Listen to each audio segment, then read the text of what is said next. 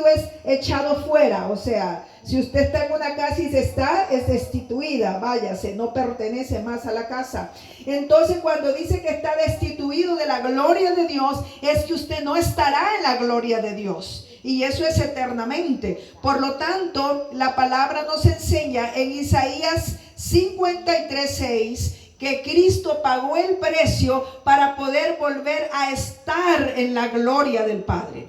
Si el pecado nos destituyó, nos echó fuera, nos quitó el derecho, el sacrificio de Cristo nos da redención, nos da salvación. Eso es una cosa maravillosa que todo ser humano tiene que entender. Nosotros no vamos al cielo por ser buenos, no vamos al cielo por hacer buenas obras, no vamos al cielo por hacer nada en nuestra fuerza.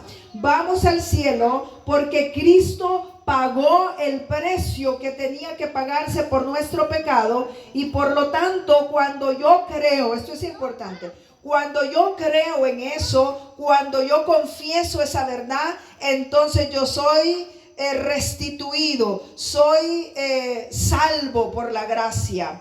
Isaías dice: mas él herido fue por nuestras rebeliones, molido por nuestros pecados, el castigo de nuestra paz fue sobre él, y por su llaga fuimos nosotros curados.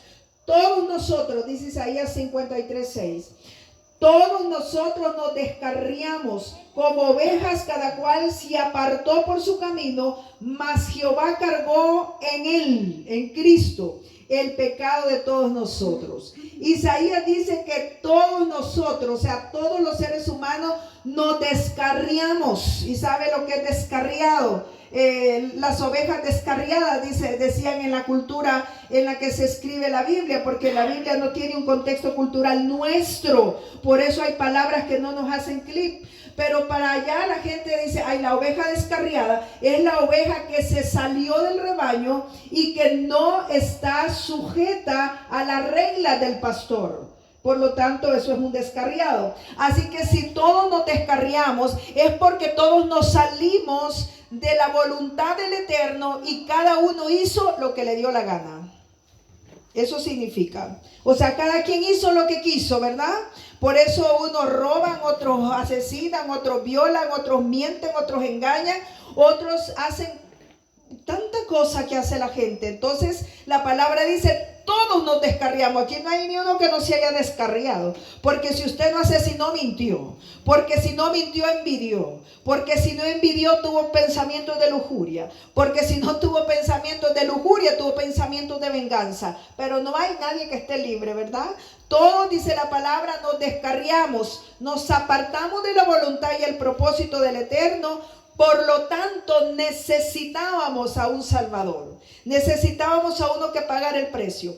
Y Isaías dice: mas Jehová cargó en él, en Cristo Jesús, el pecado de todos nosotros. O sea que cuando Cristo fue a la cruz, cuando Cristo murió en ese madero, sobre él se pusieron sus pecados y mis pecados, y el precio fue pagado. Entonces usted me va a preguntar: ¿y por qué no todos van al cielo, hermana? Si por todo se pagó. Y esto es una de las cosas que más hace llorar mi alma, y es que cada persona que ahora mismo yace en el infierno, el precio ya se había pagado. Entonces, ¿por qué está allá? Porque no creyó. Porque no creyó, porque no quiso el regalo. Ya vamos a entender eso. Pero el precio, dice la palabra, que fue pagado por Cristo Jesús.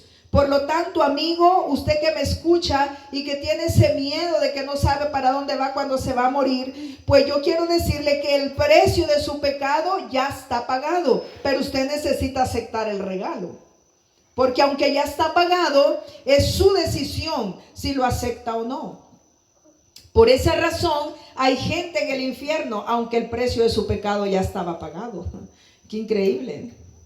Y aquí mismo hay gente que quizá está rechazando a Cristo. Este es un lugar al cual se le ha predicado mucho la palabra. O sea, no habrá inocencia, ¿verdad? No será que cuando llegue al cielo diga: ay, que yo no sabía, Señor. No, sí sabe, porque se le ha explicado y porque se le ha recontraexplicado. Y entonces yo oro para que el Espíritu Santo le revele, porque este asunto viene de revelación también. Así que, mis amados, el precio del pecado dice que fue puesto sobre los hombros de Cristo y entonces ya está pagado. Me gusta esto. Angustiado, dice el 7, y angustiado él, note que ese él está tildado, ese es Cristo. Y afligido, no abrió su boca, como cordero fue llevado al matadero, y como oveja delante de sus trasquiladores enmudeció y no abrió su boca. Ese fue el cordero inmolado, decidiendo en su sola voluntad y en su gran amor ir voluntariamente a pagar el precio de nuestros pecados. Dice que enmudeció, o sea que él lo hizo voluntariamente porque él sabía que sin ese sacrificio no habría salvación en ninguna época de los seres humanos. Amén. En ninguna, ni en esta, ni en la pasada, ni en la venidera, no habría. Por lo tanto, Cristo pagó el precio de sus pecados y mis pecados. Cuando a mí me dice la gente, mire, ya no le predique a esa gente que no hace caso, y de pronto se refieren a gente que ha hecho cosas muy malas y todo eso. Pero cuando entiendo esta verdad, todo ser humano tiene derecho a saber que Cristo ya pagó el precio. Tiene derecho. ¿Qué hace con esa verdad? Ya no es mi decisión, esa es decisión de cada persona. Yo tengo la obligación de decir la verdad de Cristo y la persona tiene derecho de oírlo, pero ¿qué hace con esa verdad? Es decisión de cada persona individualmente. Ni siquiera sobre los hijos puede uno incidir para que ellos acepten a Cristo. Si no, uno les metiera el evangelio, ¿verdad? Como se les da una pacha de leche, te lo tomas. Pero eso es una cosa de cada persona, es una decisión bien individual. Además, Él murió en nuestro lugar. Romanos 8:5 dice: mas Dios muestra su amor para con nosotros, en que siendo aún pecadores, Cristo murió por nosotros. Esto es una cosa tan importante que usted tiene que saber. Usted puede ser ahora un borracho, puede ser ahora un adúltero, puede ser ahora tantas cosas, quién sabe.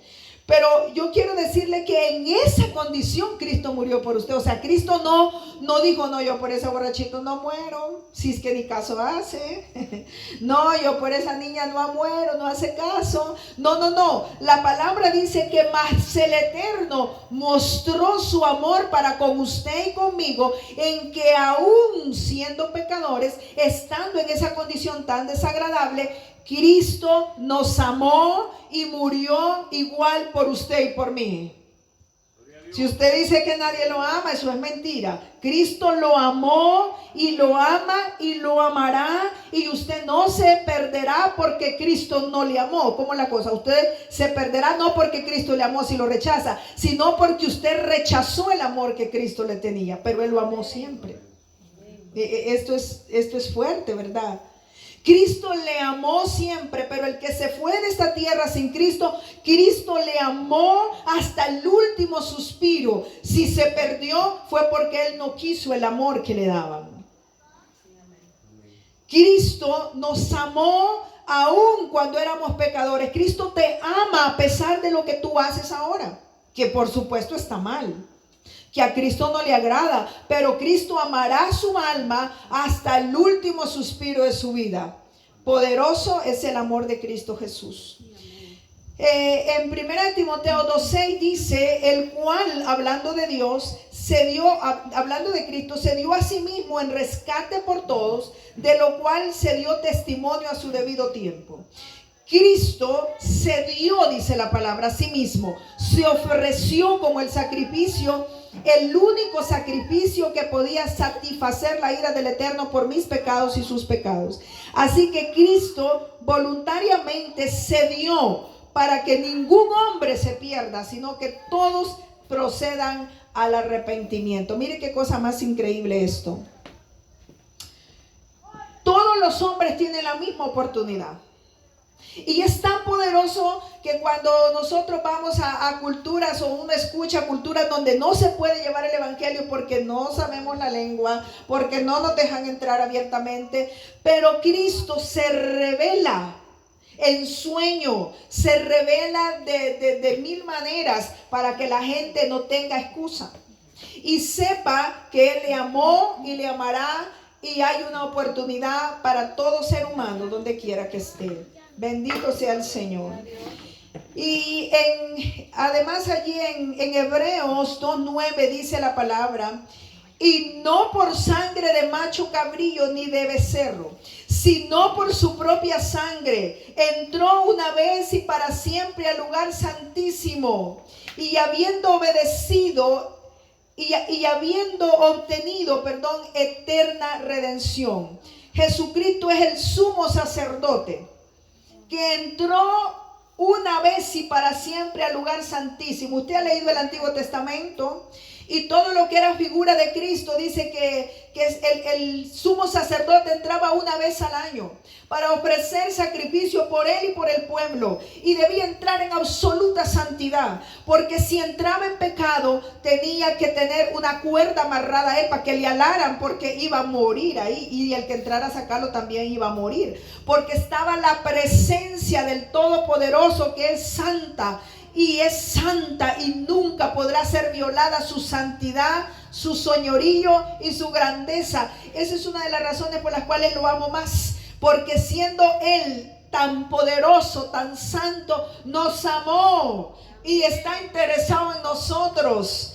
Eso es amor puro. Usted no llore por el amor del hombre, por el amor de la madre que se fue, por el amor del padre, aunque entiendo que son vacíos insuperables. Pero mire, aquí yo le presento a alguien que le amó de tal manera que entró una vez y para siempre al lugar santísimo, y no ofreció la sangre de un macho cabrío común, ofreció su propia sangre, la sangre de Cristo que fue derramada en la cruz, que no cubre los pecados, los limpia una vez y para siempre. Aleluya, eso es poderoso. Entonces dice la palabra en Hebreos 9:12, que fue por su propia sangre, no por la sangre de un animal, que nos liberó del decreto condenatorio que había sobre nuestra vida. Y usted ha oído, la sangre de Cristo tiene poder, la sangre de Cristo me limpia. Pues yo quiero decirle que esto no es un amuleto, porque la gente lo toma como un amuleto. Aquel más pecador dice: la sangre de Cristo tiene poder cuando va por lo oscuro, ¿verdad? No, esto es verdad. La sangre de Cristo tiene poder para limpiarte de toda tu maldad y presentarte blanco delante de Dios. Qué cosa más increíble. O sea que la sangre de Cristo sobre mi vida tiene el poder para presentarme delante del Padre sin culpa. O sea, yo sí tenía culpa, aclarando el asunto, pero la sangre del Cordero me presenta delante de mi Padre sin culpa, porque la sangre me quitó la culpa. ¿Cree que eso no es poderoso? Y usted necesita saber esto para entender que esto no es religión. Esto no es si yo soy de esta religión, si soy de la otra. No, esto es cuestión de saber que Cristo es el sumo sacerdote que pagó el precio una vez y para siempre. No hay más sacrificio, no hay más cosa buena que yo pueda hacer para salvar, porque todo se hizo una vez y para siempre, y lo hizo Cristo Jesús, que es perfecto. Usted y yo no somos perfectos, Él sí es perfecto, y por eso era digno de pagar el precio que había de ser pagado. Por eso, y solo por eso, Cristo es el único que tiene poder para salvar nuestras almas del decreto condenatorio. Amén. Solo Cristo. Si usted confía en otro personaje, yo no le garantizo que vaya al cielo, porque es solo Cristo el que puede hacer esto. Cristo es el único que puede salvar, definitivamente. En la palabra dice: y en ningún otro hay salvación, porque no hay otro nombre bajo el cielo dado a los hombres mediante el cual podamos ser salvos. El apóstol Pedro, este Pedro era un gran evangelista, apasionado y dedicado a explicar las cosas claramente. Y cuando él está detenido por predicar el evangelio, a él no le da miedo morir. A él no le da miedo ser ultrajado. No. Si usted se desanima porque la miran mal en la iglesia o porque no le dieron el lugar que según usted creía, eso es irrelevante, mis amados. La palabra nos enseña que Pedro, Juan y todos ellos estaban felices de ser hallados dignos de padecer por el evangelio de Cristo Jesús. Y no era un padecimiento de una mala mirada, eran palizas que les daban. Eran golpizas, era cárcel, o sea, no era una cosa chiquita, era una cosa fuerte. Pero dicen ellos, me siento bien de haber sido hallado digno de padecer por el evangelio de Cristo Jesús. Eso era amar al evangelio. Entonces este personaje, en medio de una situación de detención por predicar el evangelio, él les dijo a aquellos que tenían autoridad sobre su vida para seguirlo teniendo preso: ustedes tienen que saber, les dijo, que no hay salvación en ningún otro. Que el único nombre que ha sido dado bajo el cielo, mediante el cual los hombres puedan salvarse, ese es Cristo Jesús. Ese es el Cristo, le dijo, que ustedes crucificaron, pero que el Padre levantó el tercer día de entre los muertos y ahora vive y reina y está sentado a la diestra del Padre, de donde volverá a juzgar a vivos y a muertos. Me gusta. Ahí ya no va a venir como el Cordero, ahí ya va a venir como lo que Él es, el Rey de reyes y Señor de señores, que vive por los siglos de los siglos. A Él sea la gloria para siempre, bendito sea su nombre. Por lo tanto, usted tiene que saber que no hay otro nombre. En nuestras culturas se mencionan pequeños personajes, pero en otras culturas hay personajes fuertes. A personajes muy fuertes que la gente piensa que pueden servir para salvarse, pero no hay otro nombre bajo el cielo, dice la palabra, por medio del cual se pueda salvar, solamente Cristo Jesús. Y Jesús le dijo en Juan 14:6: yo soy el camino y la verdad y la vida, y nadie va al Padre si no es por mí. El camino para ir al cielo se llama Cristo. Amén. La gente toda quiere ir al cielo, y algunos ingratos que no creen ni en el cielo ni en el infierno, yo oro para que el Espíritu les revele la verdad y sus almas no se pierdan. Pero toda la gente quiere ir al cielo, porque si yo le pregunto, ¿usted quiere ir al cielo o al infierno? Pues al cielo me van a decir. Y eso es bueno, que usted quiere ir al cielo, porque nosotros entendemos que el cielo es un lugar hermoso, un lugar donde hay paz, donde hay esperanza, donde está mi Señor y donde todo es bueno. Pero mire, la palabra dice que Jesús le respondió a Tomás y a los que estaban con él: yo soy el camino, les dijo, porque ellos le dijeron: ¿y cómo sabremos para dónde irás y cómo te hallaremos si no sabemos el camino? Esa fue la pregunta que le hicieron antes, en el versículo anterior. Entonces Jesús les dijo: yo soy el camino, yo soy la verdad y la vida, y nadie, les dijo, va al Padre si no es por mí, que soy el camino. O sea que usted puede ser religioso toda la vida y no ir para el cielo. Esto es triste. Usted puede haber hecho todos los votos que le enseñaron. Usted puede haber hecho todo lo que le enseñaron y ser una excelente persona y no ir para el cielo. Porque el camino para el cielo es Cristo Jesús. Solo Cristo. Yo siempre he contado que esta era una de las peticiones que yo le hice al Señor cuando yo me entregué a Él. Y yo le dije: pues yo no sé qué hacer, porque como todo mundo tiene la verdad, entonces muéstreme la verdad, muéstreme el camino. Y Él me mostró este versículo. Y entonces yo ya no tuve duda: Jesús es el camino, Jesús es la verdad absoluta, Jesús es la vida. Así que yo estoy bien con Jesús. Amén. Gloria a Dios. Pues alguien me dijo a mí un día de estos que tu alma arderá en el infierno. Me dijo: igual que la mía. Uy, le dije yo: no sé la tuya, pero yo ya acepté a Cristo, que yo al infierno no voy. ¿Y por qué tiene esa seguridad? Porque la Biblia me lo dice. O sea, no es porque yo me lo inventé, es porque la Biblia me dice que si yo creo en Cristo, yo no veré la ira de Dios, sino que obtendré la vida, dice Juan 3:36. Entonces ahí hay una confirmación sobre esto en ese pasaje.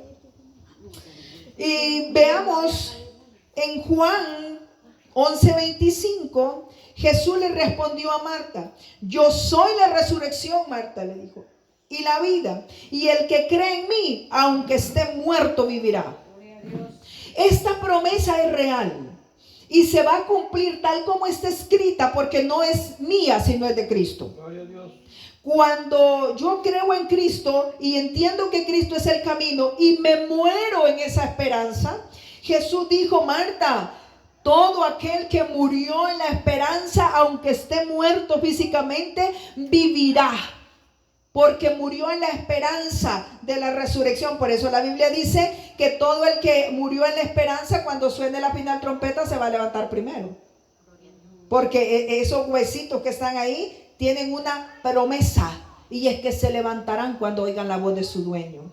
Y no importa qué tan huesitos estén, o si ya ni existen los huesitos, pero se van a levantar, porque el que lo prometió es fiel y verdadero. Así que se va a cumplir tal como fue prometido. Así que, mis amados, solamente Cristo salva, porque Cristo pagó el precio, porque Cristo murió en nuestro lugar, porque Cristo es el Cordero inmolado que pagó el precio, y porque Cristo es el único camino establecido por Dios para ir a Él, al eterno, a nuestro Padre Celestial. Pero además de todo esto, usted tiene que tener bien claro que Cristo quiere y puede liberar de toda esclavitud del pecado. Él puede liberar de la esclavitud que trae consigo la práctica del pecado. Mire, todos pecamos, pero hay una diferencia entre practicar el pecado y ser pecadores arrepentidos, que usted dice una mentira y dice: ay, Dios mío, perdóneme, me siento tan re mal porque mentí. Usted siente una gran, tremenda, una cosa ahí que se llama Espíritu Santo que le está diciendo: mentiste y ya no. Pero la práctica del pecado es cuando usted miente y no siente nada, no es parte de su vida. Cuando usted envidia, ya es parte de su vida, o sea, no, es más, se justifica. Cuando usted comete un pecado y es parte de su vida, eso se llama práctica, y eso trae esclavitud. Y Cristo puede liberarnos de esa esclavitud. En Juan 8:35 dice la palabra: y el esclavo no queda en la casa. Bueno, le voy a leer el que va antes. De cierto digo que todo aquel que hace pecado, esclavo es del pecado. Usted ha oído a gente que dice: no, es que yo quiero dejar este pecado, pero no puedo. A mí me lo ha dicho mucho, y sobre todo la gente que tiene un vicio, ya sea alcoholismo, ya sea cigarro, ya sea droga, ya sea qué sé yo. Y es que alguien dice: ¿por qué es malo todo eso? Porque usted está destruyendo su cuerpo, que se espera que sea templo y morada del Espíritu Santo. O sea, usted no nació para autosuicidarse, no, nació para que la gloria de Dios se glorifique en su vida. Por lo tanto, todo lo que es vicio es malo, es pecado. Eso se llama práctica de pecado. Por lo cual la palabra dice: de cierto digo que todo aquel que hace pecado, esclavo es del pecado. ¿Qué significa la palabra esclavitud? Incapaz de salir por su propia cuenta. Todo esclavo necesita un libertador. No se puede liberar por sí mismo. Por lo tanto, dice la palabra: y el esclavo no queda en la casa para siempre, el hijo sí queda para siempre. Así que, dice el 36, si el hijo os libertare, seréis verdaderamente libres. Usted necesita a Cristo para salir de esa esclavitud. Usted no puede salir solo. Ay, dice la gente en la iglesia: es que yo he luchado con este sentimiento de envidia y no puedo. Yo siempre termino envidiando lo que tienen los demás. Yo siempre termino quitándole el marido a otra. Hay algo en mí que no me deja. Eso se llama esclavitud. Y el esclavo necesita un libertador. Y el libertador más poderoso que yo puedo presentarle se llama Cristo Jesús. La palabra dice, así que si el Hijo os libertare, seréis verdaderamente libres. Cuando Cristo viene y rompe la cadena que lo tiene atado a la esclavitud del pecado, no hay demonio inmundo que lo pueda meter de nuevo a la esclavitud, porque aquel que lo liberó es poderoso para ordenar a los demonios que no lo molesten más. Así que si el Hijo nos liberta, seremos verdaderamente libres. Ya no habrá esclavitud. Mire este asunto que la gente dice, ay, los evangélicos se creen perfectos, se creen buenos. No, es que entendimos que aquel que nos libertó es perfecto y es bueno y es capaz de generar cambios maravillosos en nuestra vida. No es un rollo nuestro, es Cristo en nosotros que hace cosas y que no era borracho el hermano, sí, pero Cristo lo liberó, ahora ya es libre, gloria a Dios. Y el hermano que no era, sí, era, Cristo lo libertó y ahora es libre, gloria a Dios. Por eso es que usted ve ese cambio en la gente que realmente aceptaba a Cristo. Y se preguntan, bueno, pero ¿y es que ya no era? Gloria a Dios, era, porque Cristo la libertó y ahora es una nueva criatura en Cristo Jesús, que ya no es esclava del pecado. Maravilloso, ¿verdad? Gloria a Dios. Eso es maravilloso. Por lo tanto, Cristo es el único que quiere y puede liberarle de la atadura, de la esclavitud del pecado. Nadie más. Usted puede hacer lo que quiera. La gente dice, yo voy a practicar eso de contar hasta 10. Y algunas veces le funciona, llega hasta 8 antes de pegar el grito, o logró llegar a los 10, pero a los 10 pegó el grito. Porque no funciona así. Le va a ayudar un poco a tener un poco de calma, un poco de paz, pero no la tendrá completa, porque el único que libera de verdad es Cristo Jesús. Con Cristo Jesús ni tiene que contar, porque hay, en el Espíritu dice la palabra que tenemos dominio propio. Maravilloso eso. Amén. Cristo puede libertarnos del poder de Satanás. Y yo quiero que usted preste atención a esto, porque la gente está muy engañada con este asunto. La gente cree en los brujos. La gente cree en la santería, en la hechicería, en la gorrería y en todas esas tonteras. ¿Qué es cada una de ellas? La gorrería es todo, agorrero es todo aquel que dice, ay, cantó la grora, ¿quién se irá a morir ahora? Nadie, la pobre animala buscando comida, anda. Ellas son nocturnas. Ay, el perro se devanó, ¿quién me visitará ahora? Nadie. Y si te visita alguien no fue porque él se devanó, tiene pulgas. Ay, dice la gente, anda demorado, cuidado y le cae la muerte. ¿Cuál muerte? Y no se pase debajo de la escalera, pues si está medio puesta le va a caer encima.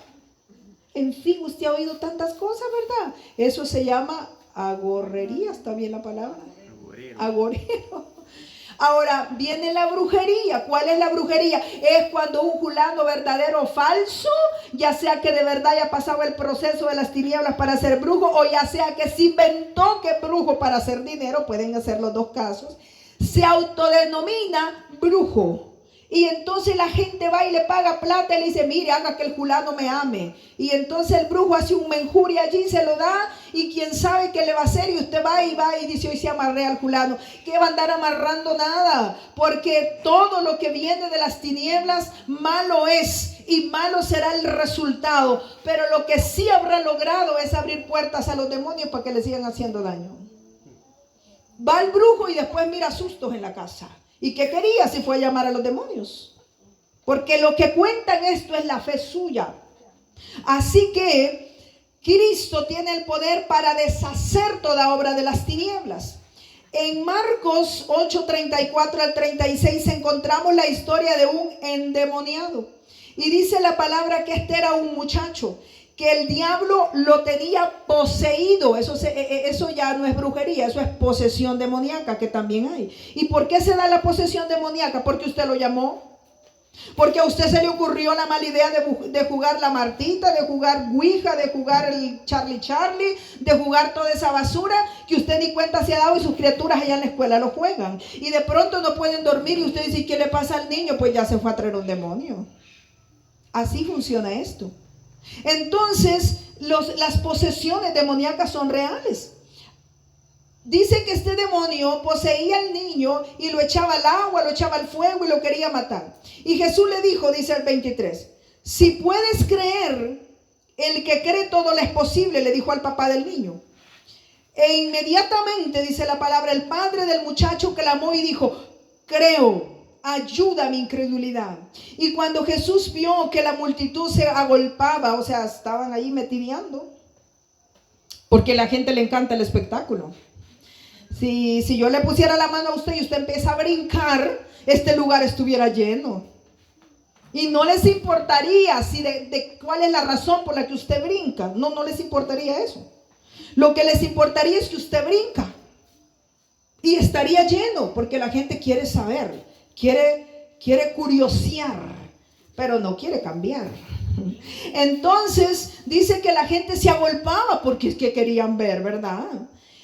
Y Jesús le dijo al espíritu, miren, espíritu mudo y sordo, yo te mando, sal de él y no entres más en él. Ese es Cristo. Cristo no hizo que el muchacho brincara ni saltara, no, él le habló al demonio y le dijo, espíritu inmundo, malo, sordo, sal de ese muchacho y no entres más en él. Aleluya. A eso se le llama autoridad. Y Cristo tiene toda autoridad sobre los demonios. Por lo tanto, cuando Cristo da la orden, los demonios se van y no vuelven más, porque Cristo da la orden. Y donde mora el Espíritu Santo, ahí no hay demonio que resista, porque el Espíritu es mayor. Donde esté el Espíritu Santo, ¿usted cree que va a estar un demonio ahí para sentir más el fuego? ¡Ay, no nos atormente, Jesús!, le dijeron. O sea, había un tormento en ellos cuando Jesús se acercaba, porque ellos están destinados para estar para siempre en el lago de fuego. Ellos lo saben. Pero mientras se van para allá, están aquí molestando al que lo llama y al que se deja, pues. Porque si usted hace todo eso, usted los ha llamado y ellos tienen derecho sobre su vida, y después no esté llamando a los pastores para que lo desendemonien, para que lo liberen. Yo siempre le digo a la gente, si usted no se arrepiente, a mí no me esté llamando para que lo libere, porque si usted lo está llamando, ¿y qué quería? Y yo vengo a orar por usted y usted no le cierra la puerta, ¿y qué se va a andar yendo si él siente que tiene derecho? ¿Están entendiendo este asunto? En Cristo Jesús todos tenemos poder y autoridad, pero sin Cristo Jesús nosotros estamos absolutamente perdidos. Así que Cristo tiene poder sobre los espíritus inmundos, sin importar qué tipo de hueste sea, sin importar qué tipo de legión sea. Cristo lo venció y triunfó sobre ellos, así que tiene poder para echarlos fuera a todos, sin importar lo que sea. Ay, espíritu de no sé qué, dice la gente. Pues Cristo tiene el poder para vencerlo y mandarlo fuera al abismo donde nunca más salga. Aleluya. Deje de andar teniendo miedo. Bueno, ¿usted es cristiano o no es cristiano? Si usted es cristiano, no hay demonio inmundo que sea mayor que Cristo. Usted tiene que saber esto esta tarde. Cristo es mayor. Cristo tiene poder sobre ellos. Y si Cristo está conmigo, entonces Cristo me hace más que un vencedor. No porque yo me lo merezca, sino porque Él está conmigo. Tan bello. Él es mayor que todo demonio. Miren, Colosenses 2:15 dice la palabra. Y despojando a los principados, a las potestades, los exhibió públicamente, triunfando sobre ellos en la cruz. Escuche este versículo. Dice, despojando a los principados. ¿Sabían ustedes que los demonios es un grupo de angeología? Y están por estatus. O sea, en los demonios hay unos con un rango mayor y con un rango menor, como en el ejército, porque ellos eran ángeles. Los demonios no son criaturas con las que usted va a jugar, no se engañe. Son ángeles caídos que tienen poder de parte del Señor para matar, para hurtar y para destruir. Así que no se meta con ellos, que no saben qué se está metiendo. Ay, voy a ir donde el brujo, dice. ¿Y quién lo mandó a usted a andar donde el brujo? Si el brujo no tiene poder ni autoridad para hacer nada bueno en su vida, el brujo le va a hacer disque un favor y le va a poner unos cuantos males más, porque el diablo es perverso y él no vino para hacerte un favor. Él vino para matarte, hurtarte y destruirte. Cristo es el que vino para que tengas vida y la tengas en abundancia. Usted tiene que saber esto, mi amado. Deje de botar su dinero. Deje de ir donde esos mentirosos. Es que mi mamá está enferma. Es que no. Ore y dígale al Señor, si en tu propósito está que mi mamá se sane, que se sane. Y si no, sálvala. Si todos nos vamos a ir un día. ¿O usted cree que no se va a morir? Qué bonito. Ni que fuera aquel inmortal, ¿verdad? ¿Qué tal? Todos nos vamos a morir, hermanos. Lo que nos tenemos que asegurar es que el día que nos muramos y nos vamos con Cristo. Entonces dice Pablo, para mí morir con Cristo es una cosa buena, es una cosa que yo anhelo. ¿O cuál es el problema? Y la gente va a los brujos porque no se quiere morir. O porque quiere tener a un hombre. Ay, Dios guarde. O a una mujer, ni que fuera la última mujer en el mundo. Va a ser tu gran dolor de cabeza, porque el diablo jamás te dará nada bueno. Va a ser tu pesadilla, porque el diablo no te va a dar nada bueno. Si le pides a Dios un esposo, te dará una maravilla de esposo. Si le pides a Dios una esposa, te dará una maravilla de esposa, porque Él sí sabe dar cosas buenas. Sí, amén. Así que Cristo dice, oiga esto, despojó a los principados, porque hay principados, o sea, hay demonios mayores que otros. Hay príncipes, por ejemplo, Luzbel. ¿Quién cree usted que era Luzbel? Es Lucifer, y era uno de los 3 arcángeles. O sea, ese no es sencillo, pues. ¿Sabía usted que solo hay 3 arcángeles en la Biblia, verdad? ¿Quiénes son? El guerrero, que es Miguel. El mensajero, que es Gabriel. Y el caído, que es Lucifer. Que era el de luz, era el bello. Ese diablo era bello, era el de la música. Porque creen que ata tanto a la gente con la música. Ese tipo era el de la música, era el más bello. Y por eso el diablo ni crea que se le va a presentar con cacho. No, hombre, se le va a presentar con falda y con piernas de atleta. Y la gente espera verlo con ojos de fuego. Él es astuto. Él es perverso. Pero Cristo lo venció. Entonces por eso dice los principados. Pero ¿qué dice también? Y las potestades. Esos son de menos jerarquía. Pero también tienen su poder. Por eso en los lugares se mueven potestades. ¿Cuál es la potestad que se mueve aquí? Ustedes tuvieron que verlo ya. ¿Quieren que les diga cuál es la potestad que se mueve aquí? El alcoholismo y la fornicación. ¿Quién se libra aquí de la fornicación? Díganme. Eso se le llama potestad. Solo piénsenlo. ¿Quién se libra aquí de eso? Porque aquí hay una potestad que debe ser desautorizada en el nombre de Jesús. Debe ser roto su poder en el nombre de Jesús. ¿Y cómo se hace eso? Confesando que Jesús es mi Señor y mi Salvador, y bendiciendo a los niños desde que están en mi vientre. Yo corto la maldición sobre mi hija. Mi hija llegará al altar. Mi hija se guardará para un marido. Yo bendigo a mi hija. Yo bendigo su vientre, bendigo su marido. Así tienen que romper esa potestad. No tienen que ser pasivas. El niño desde que esté en el vientre, usted tiene que poner mano y decir: yo bendigo mi generación, sea niña o sea niño, se conservará y se mantendrá para el eterno. Que si es hombre puede tener sexo. Falso. ¿Acaso no tiene una alma que salvar?